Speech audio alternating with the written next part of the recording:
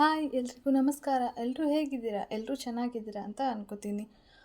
ಇವತ್ತು ಏನು ಸ್ಪೆಷಲ್ ಅಂದರೆ ನನಗೆ ಸ್ಪೆಷಲ್ ಮತ್ತು ನಮ್ಮ ಯಜಮಾನ್ರಿಗೆ ಸ್ಪೆಷಲ್. ಯಾಕಂದರೆ ನಾವು ಮದುವೆ ಆಗಿ 3 ವರ್ಷ ಕಂಪ್ಲೀಟ್ ಆಯಿತು. ಅದಕ್ಕೆ ಅವ್ರ ಫೇವ್ರೆಟ್ ತಿಂಡಿ ಇದು ಸಾಬುದಾನಿ ಇಡ್ಲಿ ಮಾಡುವಂಥ ಒಂದು ರೆಸಿಪಿ.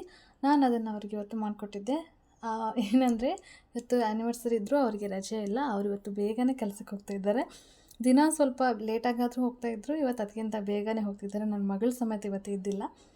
ಅದಕ್ಕೆ ಅವ್ರಿಗೆ ಫೇವ್ರೆಟ್ ತಿಂಡಿ ಏನಾದರೂ ಮಾಡಿಕೊಡೋಣ ಅಂತೇಳಿ ಅವ್ರಿಗೆ ಮಾಡಿಕೊಟ್ಟೆ. ಅಷ್ಟರಲ್ಲೂ ನನ್ನ ಮಗಳಿದ್ಲು. ಇದ ನಂತರ ಅವರು ಕೂಡ ಕೆಲಸಕ್ಕೆ ಹೊರಟರು. ಆ್ಯಕ್ಚುಲಿ ಹೌದು, ಇವತ್ತು ಸ್ವಲ್ಪ ಬೇಜಾರಾಯ್ತು. ಯಾಕಂದರೆ ಇವತ್ತು ಒಂದಿನ ಆದರೂ ನಾವು ಒಟ್ಟಿಗೆ ಇರೋಣ, ಟೈಮ್ ಸ್ಪೆಂಡ್ ಮಾಡೋಣ, ಹೊರಗಡೆ ಹೋಗೋಣ ಅಂತೆಲ್ಲ ಪ್ಲ್ಯಾನ್ ಮಾಡ್ಕೊಂಡಿದ್ವಿ. ಆದರೆ ಇವತ್ತು ಎಲ್ಲನೂ ಉಲ್ಟಾಯಿತು. ಅವರಿಗೆ ಯಾವತ್ತೂ ಮನೇಲಿ ಏನಾದರೂ ಫಂಕ್ಷನ್ ಇದೆ, ಹಬ್ಬ ಇದೆ ಅಥವಾ ನನ್ನ ಬರ್ತಡೇ ಇದೆ, ಅವ್ರ ಬರ್ತಡೇ ಇದೆ ಅನ್ನೋವಾಗಲೇ ಅವರಿಗೆ ಜಾಸ್ತಿ ಹೊರಗಡೆ ಎಲ್ಲ ಕೆಲಸ ಇರುತ್ತೆ. ಏನು ಮಾಡೋದಕ್ಕಾಗೋದಿಲ್ಲ, ಕೆಲಸನೂ ಇಂಪಾರ್ಟೆಂಟೇ ಅಲ್ವಾ.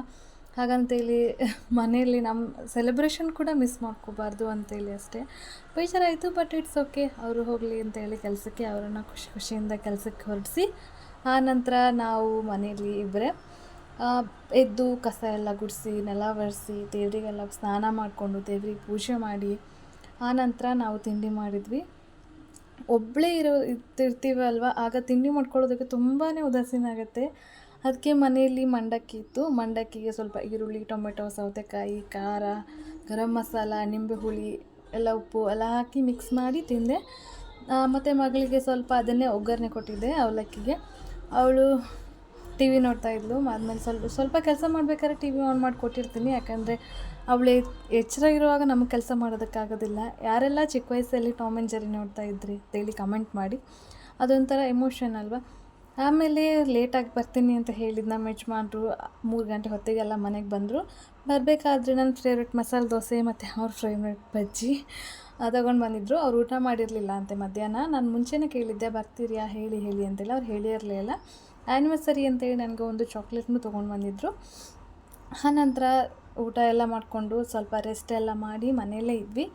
ಏನೂ ಮಾಡೋದಕ್ಕೆ ಕೆಲಸ ಇರಲಿಲ್ಲಲ್ವ. ಅದಕ್ಕೆ ಮಗಳು ರಬ್ಬರ್ ಬ್ಯಾಂಡ್ ಎಲ್ಲ ಮನೇಲಿ ಉಳಿದಿತ್ತು. ಆ ರಬ್ಬರ್ ಬ್ಯಾಂಡ್ನೆಲ್ಲ ತೊಗೊಂಡು ಬ್ರಾಸ್ಲೆಟ್ ಥರ ವೀಡಿಯೋ ನೋಡಿದ್ದೆ ಒಂದು, ಹಾಗಾಗಿ ರೀಲ್ಸಲ್ಲಿ ನೋಡೋಣ ಟ್ರೈ ಮಾಡೋಣ ಬರುತ್ತಾ ಅಂತೇಳಿ ಟ್ರೈ ಮಾಡಿದ್ದೆ. ಅದು ಬಂದಿತ್ತು. ಆನಂತರ ಏನಿಲ್ಲ, ಅದನ್ನೆಲ್ಲ ಬಿಡಿಸಿ ಮತ್ತು ಡಬ್ಬಿಗೆ ಹಾಕಿ ಇಟ್ಬಿಟ್ವಿ. ಇಬ್ಬರಿಗೂ ಜುಟ್ಟೆಲ್ಲ ಹಾಕ್ಕೊಂಡು ಆಟ ಆಡ್ತಾಯಿದ್ವಿ 3 ಜನ. ಮಾಡೋಕ್ಕೇನು ಕೆಲಸ ಇಲ್ಲ ಅಂದರೆ ಹೀಗೆ ಆಗೋದು. ಅದು ಇದು ಅಂತೇಳಿ ಏನೇನೋ ಮಾಡಿಕೊಂಡು ಟೈಮ್ ಪಾಸ್ ಮಾಡ್ತಾಯಿರ್ತೀವಿ. ಅದು ನಮ್ಮ ಖುಷಿಗೆ ಅಷ್ಟೇ. ಅದರಲ್ಲೂ ನಮ್ಮ ಮೇಡಮ್ನ ಹ್ಯಾಂಡಲ್ ಮಾಡಬೇಕಲ್ವ, ಅದಕ್ಕೋಸ್ಕರ ಏನೇನೋ ಕಿತಾಪತಿ ಮಾಡ್ತಾಯಿರ್ತೀವಿ ನಾನು ನನ್ನ ಗಂಡ ಸೇರಿಕೊಂಡು.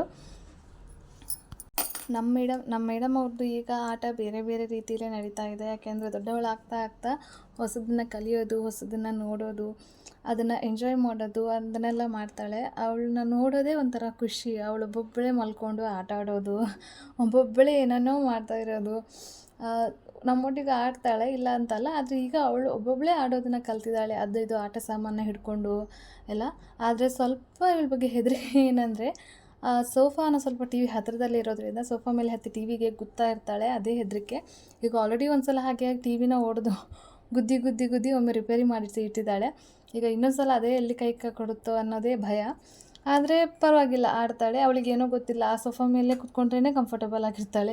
ಅದೇ ಸೋಫಾ ಮೇಲೇ ಹೋಗ್ತಾಳೆ. ಅಲ್ಲೇ ಆ ಟೇಬಲ್ ಇದೆಯಲ್ಲ, ಆ ಟೇಬಲಿಂದ ಇಟ್ಕೊಂಡು ಆಟ ಆಡೋಣ ಅಂತೇಳಿ ಮಾಡ್ತಿರ್ತಾಳೆ. ಆ್ಯಕ್ಚುಲಿ ನಮ್ಮದು ಆ್ಯನಿವರ್ಸರಿ ಮುಗಿದು ತುಂಬಾ ದಿನ ಆಯಿತು. ವೀಡಿಯೋನ ಅಪ್ಲೋಡ್ ಮಾಡೋದು ಸ್ವಲ್ಪ ಲೇಟ್ ಆಯಿತು. ಸ್ವಲ್ಪ ಜಾಸ್ತಿನೇ ಲೇಟ್ ಆಯಿತು. ಆದರೆ ಮಗು ಇದೆ ಅಲ್ಲ, ಅವಳನ್ನ ಹಿಡ್ಕೊಂಡು ಹ್ಯಾಂಡಲ್ ಮಾಡೋದು ಸ್ವಲ್ಪ ಕಷ್ಟ. ಯಾಕಂದರೆ ಅವಳು ಮಲ್ಕೊಂಡಿರ್ಬೇಕಾದ್ರೆ ಮನೆ ಕೆಲಸ ಆಗುತ್ತೆ. ಅದರೊಟ್ಟಿಗೆ ವಿಡಿಯೋ ಎಡಿಟ್ ಮಾಡಬೇಕಂತ ಸ್ವಲ್ಪ ಕಷ್ಟ. ಆದರೆ ಇದನ್ನು ಖುಷಿಯಿಂದ ಸ್ಟಾರ್ಟ್ ಮಾಡಿದ್ದೀನಿ. ಹೀಗೆ ಅದನ್ನು ಕಂಟಿನ್ಯೂ ಮಾಡಬೇಕು ಅನ್ನೋದು ಕೂಡ ನನ್ನ ಆಸೆ.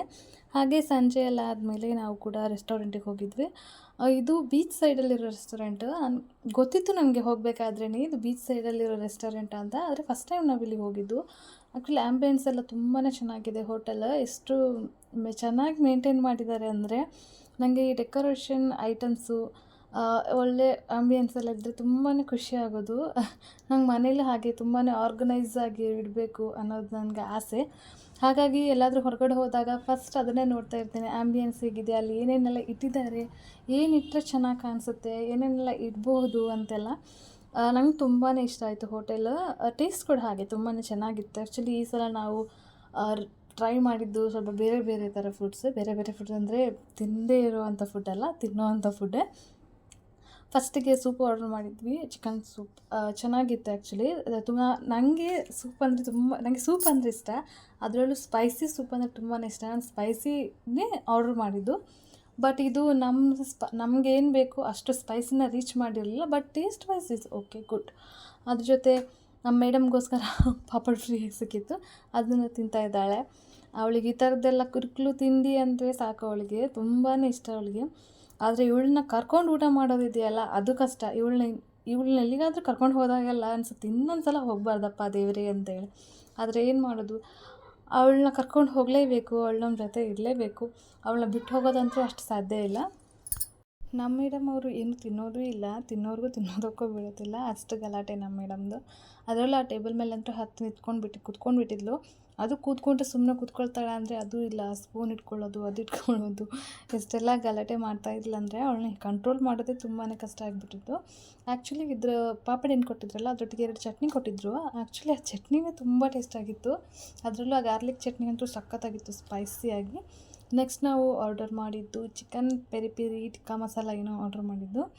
ಅದು ಕೂಡ ತುಂಬಾ ಚೆನ್ನಾಗಿತ್ತು. ಆ್ಯಕ್ಚುಲಿ ನನಗೆ ನಾನ್ ವೆಜ್ ಹೊರಗಡೆ ತಿನ್ನೋದಕ್ಕೆ ತುಂಬಾ ಇಷ್ಟ ಆಗುತ್ತೆ ವೆಜ್ಜಿಗಿಂತನೂ. ಯಾಕಂದರೆ ವೆಜ್ ನಾವು ಜಾಸ್ತಿ ಮನೇಲಿ ವೆಜ್ಜೇ ಮಾಡೋದು, ನಾನ್ ವೆಜ್ ಅಷ್ಟೇನು ಮಾಡೋದಿಲ್ಲ. ಯಾವಾಗಾದ್ರೂ ಅಪರೂಪಕ್ಕೊಮ್ಮೆ ಮಾತ್ರ ನಾನ್ ವೆಜ್ ಮಾಡೋದು. ಹಾಗಾಗಿ ನನಗೆ ರೆಸ್ಟೋರೆಂಟಲ್ಲೆಲ್ಲ ನಾನ್ ವೆಜ್ ಟೇಸ್ಟ್ ಮಾಡೋಣ ಅಂತೇಳಿ ಅನಿಸುತ್ತೆ. ಅದರಲ್ಲೂ ಇಲ್ಲಿ ನಾವು ತೊಗೊಂಡಿದ್ದೆಲ್ಲ ಚಿಕನ್ ಐಟಮ್ಸೇ. ಚಿಕನೆಲ್ಲ ಎಷ್ಟು ಸಾಫ್ಟಾಗಿ ಬೆಂದಿತ್ತಂದರೆ ಆ್ಯಕ್ಚುಲಿ ಹೆವಿ ಅನ್ನಿಸ್ಲಿಲ್ಲ ತಿಂದಿದ್ದು. ಯಾಕಂದರೆ ಯಾವುದಾದ್ರೂ ನಾವು ಅಡುಗೆ ಮಾಡಿದಾಗ ಅದನ್ನು ಚೆನ್ನಾಗಿ ಕುಕ್ ಮಾಡಿದರೆ ಅದು ನಿಜವಾಗ್ಲೂ ಟೇಸ್ಟ್ ವೈಸ್ ಆಗಲಿ ಅಥವಾ ತಿಂದೋರಿಗಾಗಲಿ ಒಳ್ಳೆ ಫೀಲ್ ಕೊಡುತ್ತೆ, ಲೈಟ್ ಫೀಲ್ ಕೊಡುತ್ತೆ ನನ್ನ ಪ್ರಕಾರ. ನನಗಂತೂ ತುಂಬಾ ಇಷ್ಟ ಆಯಿತು ಚಿಕನ್. ತುಂಬಾ ಸ್ಮೂತಾಗಿತ್ತು. ಅದರಲ್ಲಿ ನಮ್ಮ ಯಜಮಾನ್ರಿಗಂತೂ ಎಷ್ಟು ಇಷ್ಟ ಆಗೋಯಿತು ಅಂದರೆ ಆ ಸ್ಮೂತಾಗಿ ಬೆಂದಿತ್ತಲ್ವ ಅದರಿಂದನೇ ಅವ್ರಿಗೆ ಇಷ್ಟ ಆಗಿಬಿಡ್ತು. ಆಮೇಲೆ ನಾವು ಬಟರ್ ಚಿಕನ್ ಮತ್ತು ನಾನ್ ಆರ್ಡ್ರ್ ಮಾಡಿದ್ವಿ. ನಾವಿಬ್ಬರೇ ಹೋಗಿರೋ ಕಾರಣ ನಮಗೇನು ಅಷ್ಟೇನು ಜಾಸ್ತಿ ವೆರೈಟಿ ತಿನ್ನೋದಕ್ಕಾಗೋದಿಲ್ಲ. ಅದರಲ್ಲಿ ನಮ್ಮ ಯಜಮಾನ್ರಿಗೆ ನಾನ್ ಅಂದರೆ ತುಂಬ ಇಷ್ಟ. ನನಗೆ ನಾನ್ ಅಂದರೆ ಅಷ್ಟು ಇಷ್ಟ ಇಲ್ಲ. ಅದು ಮೈದಾ ಹಿಟ್ಟಿಂದ ಮಾಡಿರ್ತಾರೆ ಅನ್ನೋದಕ್ಕೋ ಅಥವಾ ಏನೋ ಗೊತ್ತಿಲ್ಲ, ನಂಗೆ ಅದಷ್ಟು ರೋಟಿ ಆ ಥರದ್ದೆಲ್ಲ ಅಷ್ಟು ಇಷ್ಟ ಆಗೋದಿಲ್ಲ, ಯಾಕಂತ ಗೊತ್ತಿಲ್ಲ ನನಗೂ. ಒಟ್ಟಿನಲ್ಲಿ ನನಗೆ ನಾನ್ ಇಷ್ಟ ಇಲ್ಲ ಅಷ್ಟೇ. ಮತ್ತು ಬಟರ್ ಚಿಕನ್ ಕೂಡ ನನಗೆ ಅಷ್ಟೇನು ಇಷ್ಟ ಇಲ್ಲ. ಯಾಕೆ ಅಂದರೆ ನನಗೆ ಬಟರ್ ಚಿಕನ್ ತಿನ್ನಬೇಕಾದ್ರೆ ಸ್ವೀಟ್ ಫೀಲ್ ಆಗುತ್ತೆ, ಆ ಸ್ವೀಟ್ನೆಸ್ ಥರ ಫೀಲ್ ಆಗುತ್ತೆ ಬಟರ್ ಚಿಕನ್ ತಿನ್ನಬೇಕಾದ್ರೆ. ಬಟ್ ಇಲ್ಲಿ ಚೆನ್ನಾಗಿತ್ತು ಆ್ಯಕ್ಚುಲಿ, ನಂಗೆ ಇಷ್ಟ ಆಯಿತು.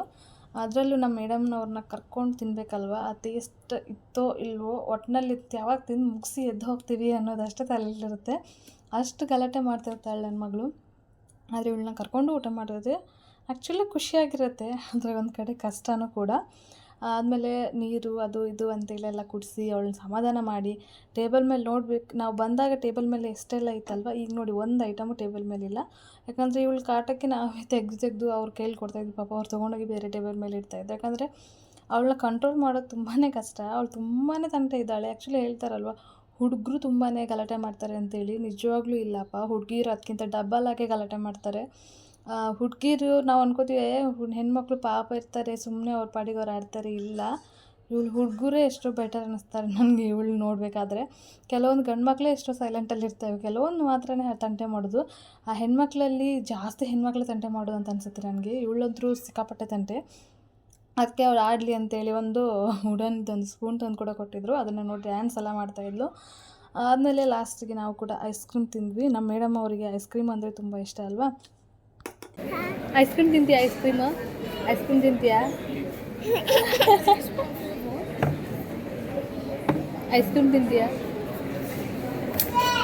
ನೋಡಿದ್ರು ಅಲ್ವಾ, ಐಸ್ ಕ್ರೀಮ್ ಅಂದ ತಕ್ಷಣ ಅವಳ ಮುಖದಲ್ಲಿ ಸ್ಮೈಲ್ ಹೇಗೆ ಬಂತೆ ಅಂತೇಳಿ. ಅಷ್ಟು ಇಷ್ಟ ಅವಳಿಗೆ ಐಸ್ ಕ್ರೀಮು. ಗೊತ್ತಿಲ್ಲ ಅವಳಿಗೆ ಯಾವಾಗ ಅವಳಿಗೆ ಅಷ್ಟು ಇಷ್ಟ ಆಯಿತು ಐಸ್ ಕ್ರೀಮ್ ಅನ್ನೋದು.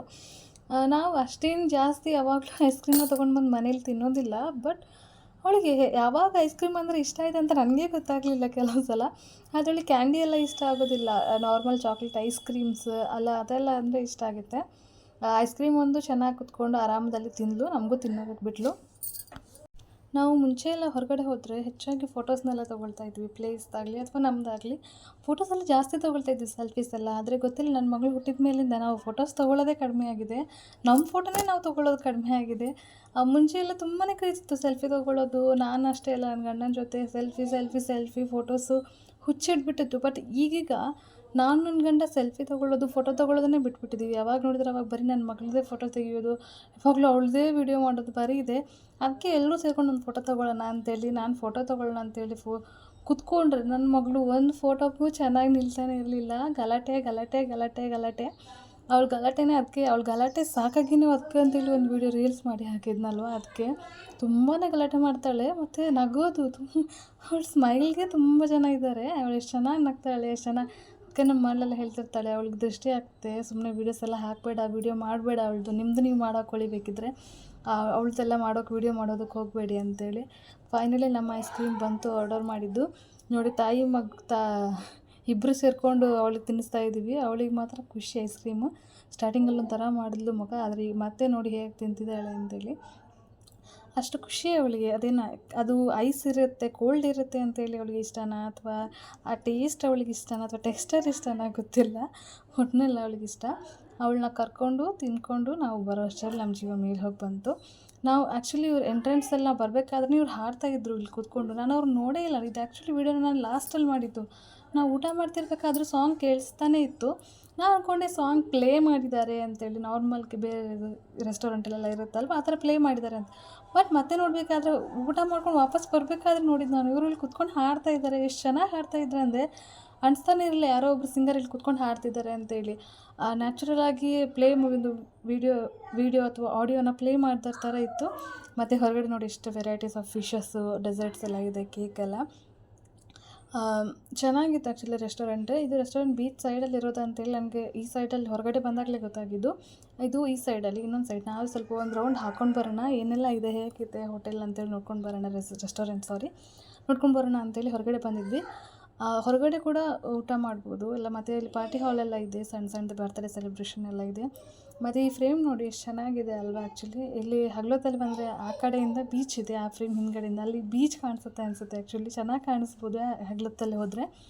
ಮತ್ತು ಮಕ್ಕಳನ್ನೆಲ್ಲ ಕರ್ಕೊಂಡು ಹೋದರೆ ಆರಾಮಲ್ಲಿ ಇಲ್ಲಿ ಆಟ ಆಡಿಸ್ಬೋದು ಅಂತೇಳಿ ಅನಿಸುತ್ತೆ. ಆರಾಮಲ್ಲಿ ಹೊರಗಡೆ ಊಟ ಮಾಡೋದಾದರೆ.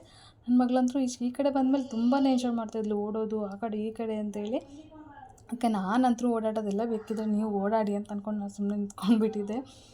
ತಿಂದಿರೋ ಒಂದು ರೌಂಡ್ ಅಲ್ಲೇ ಕರಗಿಸ್ಬಿಟ್ಲು ನನ್ನ ಮಗಳು, ಆ ಥರ ಓಡಾಡ್ತಾಯಿದ್ಲು. ತುಂಬಾ ಖುಷಿಯಾಗಿದ್ಲು. ಮತ್ತು ಆ ಲೈಟಿಂಗ್ಸ್ ಎಲ್ಲ ಹಾಕಿಬಿಟ್ಟಿದ್ರಲ್ಲ, ಆ ಬೆಳಕಿಗೆ ಅವಳಿಗೆ ತುಂಬ ಲೈಟೆಲ್ಲ ಅಂದರೆ ತುಂಬಾ ಇಷ್ಟ ಅವಳಿಗೆ. ಲೈಟಿಂಗ್ಸ್ ಎಲ್ಲ ಹಾಕಿಬಿಟ್ರೆ ನನಗೆ ಆ್ಯಕ್ಚುಲಿ ಇಲ್ಲಿವರೆಗೂ ಗೊತ್ತೇ ಆಗಿಲ್ಲ ನಂಗೆ ಆ ಕಡೆಯಲ್ಲಿ ಬೀಚ್ ಇದೆ ಅಂತೇಳಿ. ನನ್ನ ಗಂಡ ಹೇಳಿದ ಮೇಲೆ ನನಗೆ ಗೊತ್ತಾಗಿದ್ದು ಅಲ್ಲಿ ಬೀಚ್ ಇದೆ ಅಂತೇಳಿ. ಆ್ಯಕ್ಚುಲಿ ಕತ್ಲೆಲ್ಲಾದರೂ ಸ್ವಲ್ಪ ಕಾಣಿಸ್ತಿರ್ಬೋದು ನಿಮ್ಗೆ, ಅಲೆ ಎಲ್ಲ ಬರ್ತಾ ಇರೋದು. ಹಗಲೊತ್ತಲ್ಲಿ ಏನಾದರೂ ಬಂದರೆ ಇಲ್ಲಿ ಹೊರಗಡೆ ಕುತ್ಕೊಂಡು ಊಟ ಮಾಡಿದ್ರೆ ಆ್ಯಕ್ಚುಲಿ ಒಳ್ಳೆ ಬೀಚ್ ಗಾಳಿ, ಬೀಚ್ ವ್ಯೂ ನೋಡ್ಕೊಂಡು ಊಟ ಮಾಡ್ಬೋದಲ್ವ. ನಾವು ನೈಟ್ ಹೋಗಿರೋದ್ರಿಂದ ನಮ್ಗೆ ಅಷ್ಟೇನು ಫೀಲ್ ಆಗಲಿಲ್ಲ ಆ್ಯಕ್ಚುಲಿ. ಬಟ್ ತುಂಬ ಚೆನ್ನಾಗಿತ್ತು ನೋಡಿ. ಅಂತ ವೀಡಿಯೋ ಕ್ಲಾರಿಟಿ ಎಷ್ಟು ಚೆನ್ನಾಗಿದೆ. ಅದು ನನ್ನ ಗಂಡನ ಫೋನ್ ಪ್ರಭಾವನೋ ಲೈಟಿನ ಪ್ರಭಾವನೋ ಗೊತ್ತಿಲ್ಲ. ಬಟ್ ನೈಟ್ ಅಂತೇಳಿ ಅನ್ನಿಸ್ತಾ ಇರಲಿಲ್ಲ ನನಗೆ.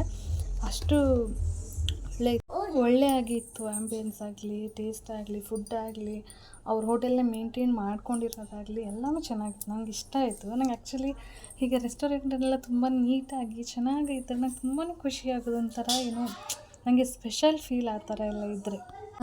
ನಮ್ಮ ಆ್ಯನಿವರ್ಸರಿ ದಿನ ಇಷ್ಟೇ ನಡೆದಿದ್ದು ಆ್ಯಕ್ಚುಲಿ. ಯಾಕಂದರೆ ನಮಗೆ ಟೈಮ್ ಇರಲಿಲ್ಲ ಅಲ್ವ ಹೊರಗಡೆ ಎಲ್ಲಿಯಾದರೂ ಹೋಗೋಣ ಅಂತೇಳಿ. ಹಾಗಾಗಿ ನೆಕ್ಸ್ಟ್ ಡೇ ನಾನು ನಮ್ಮ ಯಜಮಾನ್ರಿಗೋಸ್ಕರ ವೆರೈಟಿ ದೋಸೆ ಮಾಡ್ತಾಯಿದ್ದೆ. ವೆರೈಟಿ ದೋಸೆ ಯಾಕಂದರೆ ಆವತ್ತೇ ಅಮ್ಮನ ಮನೆಗೆ ಹೋಗಬೇಕಿತ್ತು. ಮನೆಯಲ್ಲಿ ತುಂಬಾ ತರಕಾರಿ, ಕ್ಯಾರೆಟ್ ಎಲ್ಲ ಮುಖ್ಯ ಹೋಗಿತ್ತಲ್ವ. ಅದಕ್ಕೆ ಎಲ್ಲನೂ ಖಾಲಿ ಮಾಡೋಣ, ಒಂದು 15 ದಿನದವರೆಗೂ ಅಮ್ಮನ ಮನೆಗೆ ಹೋಗಬೇಕು ಅಂತೇಳಿ ತರಕಾರಿನೆಲ್ಲ ಹಾಕಿಬಿಟ್ಟು ದೋಸೆ ಮಾಡೋಣ ಅಂತೇಳಿ ಅಂದ್ಕೊಂಡೆ. ಇದನ್ನು ಆ್ಯಕ್ಚುಲಿ ಫಸ್ಟ್ ಟೈಮ್ ಟ್ರೈ ಮಾಡಿದ್ದು ನಾನು. ಅದ್ರ ಮೇಲೆ ಸಾಸ್ ಎಲ್ಲ ಹಾಕಿ ದೋಸೆ ಬ್ಯಾಟರ್ನ ಇದ್ರ ಮೇಲೆ ಹಂಚ ಮೇಲೆ ಹಾಕಿಬಿಟ್ಟು ಅದ್ರ ಮೇಲೆ ಸಾಸ್ ಎಲ್ಲ ಹಾಕಿ ಆನಂತರ ವೆಜ್ಜಸ್ ಎಲ್ಲ ಹಾಕೋದು. ಚೀಸ್ ಇದ್ದು ಚೀಸ್ ಕೂಡ ಹಾಕೋಬೋದು, ಟೇಸ್ಟ್ ಆಗುತ್ತೆ. ಬಟ್ ಅದು ಚೀಸ್ ಇರಲಿಲ್ಲ, ಅದಕ್ಕೆ ಹೀಗೆ ಮಾಡ್ಕೊಂಡಿದ್ದೆ. ಆ್ಯಕ್ಚುಲಿ ಟೇಸ್ಟ್ ಆಗಿತ್ತು, ತುಂಬಾ ಒಳ್ಳೆಯದಾಗಿತ್ತು. ಸ್ವಲ್ಪ ನಾನು ಊರಲ್ಲಿರೋದ್ರಿಂದ ಸ್ವಲ್ಪ ಅದು ಇದು ಡಿಸ್ಟರ್ಬೆನ್ಸ್ ಎಲ್ಲ ಕೇಳ್ತಾ ಇರುತ್ತೆ ವಾಯ್ಸೋವರಲ್ಲಿ, ಏನೋ ಅಂದ್ಕೊಳ್ಳೋಕೆ ಹೋಗಬೇಡಿ. ಆನಂತರ ಇದು ಫಸ್ಟ್ ವೆರೈಟಿ ದೋಸೆ. ಇದನ್ನು ಫಸ್ಟ್ ಅವ್ರಿಗೆ ಮಾಡಿಕೊಟ್ಟೆ. ಅವ್ರ ರಿಯಾಕ್ಷನ್ ನೋಡಿ ಅಂತೆ ಹೇಗಿರುತ್ತೆ ಅಂತೇಳಿ. ಇದಕ್ಕೆ ನಾರ್ಮಲ್ ಶೇಂಗಾ ಕಾಯಿ ಚಟ್ನಿ ಮಿಕ್ಸ್ ಮಾಡಿಕೊಂಡು ನಾನು ಮಾಡಿದ್ದು, ಯಾಕೆಂದರೆ ಸ್ವಲ್ಪ ತೆಂಗಿನಕಾಯಿ ಕೂಡ ಇತ್ತು ಅಂತೇಳಿ. ನೋಡಿ ನಮ್ಮ ಯಜಮಾನ್ ರಿಯಾಕ್ಷನ್ ನೋಡಿ.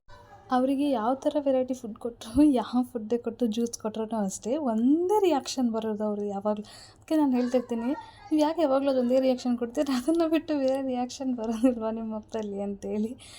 ಯಾವಾಗಲೂ ಅದೊಂದೇ ರಿಯಾಕ್ಷನ್, ಕಣ್ಣು ಮುಚ್ಕೊಂಡು ಹಿಂಗೆ ಅನ್ನೋ ಸ್ಕೈ ಸೂಪರ್ ಅನ್ನೋದು ಇದೇ ರಿಯಾಕ್ಷನ್ ಅವ್ರದ್ದು. ಈಗ ಹೇಳ್ತಿದ್ದೆ, ನಾನೇ ಫಸ್ಟ್ ಟೈಮ್ ಟ್ರೈ ಮಾಡಿದ್ದು, ನಿಜವಾಗ್ಲೂ ಟೇಸ್ಟಾಗಿ ಆಗಿದೆಯಾ ಹೇಳಿ ಅಂತೇಳಿ. ಬಟ್ ಚೆನ್ನಾಗಾಗಿತ್ತು. ಟ್ರೈ ಮಾಡ್ಬೋದು, ನೀವು ಕೂಡ ಟ್ರೈ ಮಾಡೋದಿದ್ದರೆ. ಚೆನ್ನಾಗಾಗಿರುತ್ತೆ. ಅದು ಪಿಜ್ಜಾ ಥರ ಆಗಿರೋದಿಲ್ಲ, ಯಾಕಂದರೆ ಚೀಸೆಲ್ಲ ಇರೋದಿಲ್ಲ. ಕೆಳಗಡೆ ದೋಸೆ ಬಿಟ್ರಲ್ಲ ಆ ಥರ ಅಲ್ಲ. ಬಟ್ ದೋಸೆ ಪಿಜ್ಜಾ ಯಾವ ಥರ ಮಾಡ್ತೀವಿ ಅದೇ ಥರನೇ ವೆಜ್ಜಸ್ ಎಲ್ಲ ಹಾಕೋದು, ಚೀಸ್ ಹಾಕೋದು, ಸಾಸ್ ಹಾಕೋದು ಮಾಡೋದು. ನನ್ನ ಮಗಳಿಗೊಂದು ಸಣ್ಣ ದೋಸೆ ಹಾಕ್ಕೊಟ್ಟಿದ್ದೆ, ಇಬ್ಬರು ಕೂತ್ಕೊಂಡು ತಿಂತಾಯಿದ್ದಾರೆ.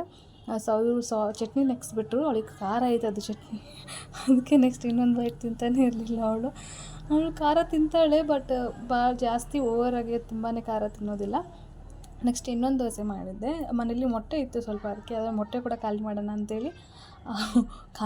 ಅಂತೇಳಿ ಅಂದರೆ ಹಂಗೆ ಅಂದ್ಕೋಬೇಡಿ, ತಿನ್ನಬೇಕಲ್ವ. ಸುಮ್ಮನೆ ಇಲ್ಲಿಂದ ಅದು ಬಸ್ಸಲ್ಲಿ ತೊಗೊಂಡೋಗಿ ಒಡೆದೋಗುತ್ತೆ. ಹಾಗಾಗಿ ಸುಮ್ಮನೆ ದೋಸೆ ಟ್ರೈ ಮಾಡೋಣ ಅಂತ ಅಂದ್ಕೊಂಡು ದೋಸೆ ಹಾಕಿ ಅದ್ರ ಮೇಲೆ ಒಂದು ಮೊಟ್ಟೆನ ಹೊಡೆದಕ್ಕೆ, ಅದ್ರ ಮೇಲೆ ಸ್ವಲ್ಪ ಗರಂ ಮಸಾಲ, ಈರುಳ್ಳಿ, ಟೊಮೆಟೊ, ಮೆಣಸು ಇದನ್ನೆಲ್ಲ ಹಾಕಿಬಿಟ್ರೆ ಚೆನ್ನಾಗಾಗುತ್ತೆ. ನಾನು 2 ಸೈಡ್ ಬೇಯಿಸ್ಕೊತೀನಿ. ಯಾಕಂದ್ರೆ ನನಗೆ ಒಂದೇ ಸೈಡ್ ದೋಸೆ ಬೇಯಿಸಿದ್ರೆ ಅಷ್ಟು ಸಮಾಧಾನ ಅನಿಸೋದಿಲ್ಲ. ಮೊಟ್ಟೆ ಅಲ್ವಾ, ಅರ್ಧಂಬರ್ಧ ಬಾಯ್ಲ್ ಆಗಿದ್ರು ನಂಗೆ ಅಷ್ಟಿಷ್ಟ ಆಗೋದಿಲ್ಲ. ಅದಕ್ಕೆ ಆನಂತರ ಇನ್ನೂ ಒಂದು ದೋಸೆ ಮಾಡಿದೆ, ಅದು ಸೆಟ್ ದೋಸೆ ಅಂತೇಳಿ ಹೇಳ್ತಾರೆ ಇಲ್ಲಿ ಮಂಗಳೂರು ಸೈಡಲ್ಲಿ. ಮತ್ತು ಬೇರೆ ಕಡೆ ಯಾವ ಥರ ಹೇಳ್ತಾರೋ ಗೊತ್ತಿಲ್ಲ. ಸ್ವಲ್ಪ ಬ್ಯಾಟ್ರಿ ಸ್ವಲ್ಪ ದಪ್ಪಗೆ ಹಾಕೋಬೇಕು. ದಪ್ಪಗೆ ಹಾಕ್ಕೊಂಡು ಅದ್ರ ಮೇಲೆ ತುಂಬಾ ಕ್ಯಾರೆಟು, ಈರುಳ್ಳಿ, ಟೊಮೆಟೊ, ಮೆಣಸು ಮತ್ತು ಬೇಕಿದ್ದರೆ ಗರಂ ಮಸಾಲ, ಸ್ವಲ್ಪ ಎಣ್ಣೆ, ಬೆಣ್ಣೆ ಇದ್ದರೆ ಬೆಣ್ಣೆ, ತುಪ್ಪ ಇದ್ದರೆ ತುಪ್ಪ, ಅದನ್ನೆಲ್ಲ ಹಾಕಿ ನಾನು 2 ಸೈಡ್ ಬೇಯಿಸ್ತೀನಿ. 2 ಸೈಡ್ ಚೆನ್ನಾಗಿ ಬೇಯಿಸಿದ್ರೆ ತುಂಬಾ ಟೇಸ್ಟಿಯಾಗಿರುತ್ತೆ. ಇದಂತೂ ನನ್ನ ಫೇವ್ರೇಟ್. ನನಗೆ ನಾರ್ಮಲ್ ಹಾಗೆ ಖಾಲಿ ದೋಸೆ ತಿನ್ನೋದಕ್ಕಿಂತ ಈ ಥರ ದೋಸೆ ಮಾಡ್ಕೊಂಡು ತಿಂದರೆ ನನಗೆ ತುಂಬಾ ಇಷ್ಟ ಆಗುತ್ತೆ. ಮೇಡಮ್ ಅವ್ರು ನೋಡಿ ದೋಸೆ ಹಾಕ್ಕೊಂಡು ಹಿಂಗೆ ಓಡ್ತಿದ್ದಾರೆ ಅಂತೇಳಿ ಇವ್ರಿಗೂ ಒಂದು ಮಾಡಿಕೊಟ್ಟಿದ್ದೆ, ತುಂಬಾ ಟೇಸ್ಟಿಯಾಗಿತ್ತಂತೆ. ಆನಂತರ ಸಂಜೆ ಇವ್ರಿಗೋಸ್ಕರ ನಾನು ಗೋಬಿ ಮಂಚೂರಿ ಮಾಡಿದ್ದೆ. ಇದು ರೆಸಿಪಿ ಶೂಟ್ ಮಾಡ್ಕೊಂಡಿಲ್ಲ, ಬಟ್ ಚೆನ್ನಾಗಿತ್ತು. ಇದಾಗಿತ್ತು ಇವತ್ತಿನ ವಿಡಿಯೋ. ಇಷ್ಟ ಆದರೆ ಲೈಕ್ ಮಾಡಿ. Thank you.